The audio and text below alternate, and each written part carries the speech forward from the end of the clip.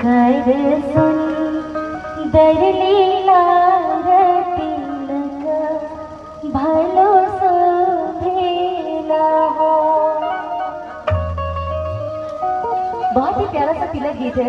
अगर ये गाना आप सभी को अच्छे लगेगी तो एक ताली आप लोग जरूर बजाइएगा, वो भी दिल से। की करो